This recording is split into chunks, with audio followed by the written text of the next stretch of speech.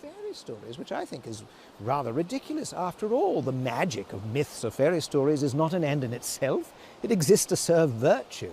It satisfies certain primordial human desires. But myths are fiction. The stories they tell aren't true. They're lies and therefore worthless, even though breathed through silver. They're just beautiful lies. You can't seriously believe in fairy tales. Why not? I can, in fact, I do. But this is preposterous. How can you seriously believe a lie? Oh, Jack, myths are not lies. In fact, they're the very opposite of a lie.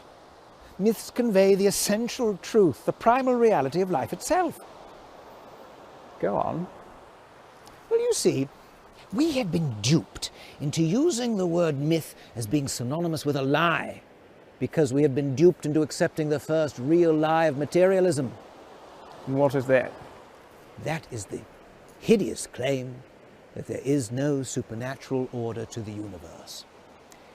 The materialists have imprisoned us in a world of mere matter, of physical facts, divorced from and devoid of metaphysical truth. Well, I say that they are lying.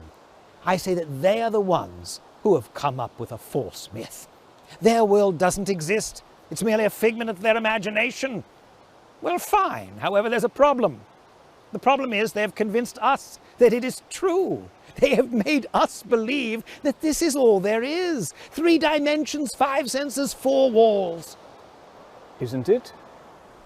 Most emphatically not. Jack, the 4 walls of materialism are the 4 walls of a prison, and the materialists are our jailers. Don't you see? They've put us in a prison of 4 walls. They don't want us to see what's beyond those walls. They don't want us to discover what lies outside their narrow philosophy. Worse than that, they think that any attempt to escape from the prison is an act of treason. Well, wouldn't it be an act of treason against rationality to believe otherwise? Now, Jack, think for a moment. How can it be wrong for a prisoner to think of things that exist other than walls or jailers? Doesn't the fact that the prisoner is able to think of things outside the walls suggest that perhaps things do exist outside the walls? After all, if the prison really is all there is, how are we able to picture things that exist beyond the prison? And this is where myths come in, you see.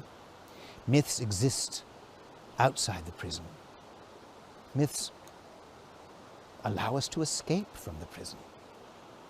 Or if we are not able to escape, at the very least, they allow us to catch a fleeting but oh so powerful glimpse of the beauty that lies beyond the walls.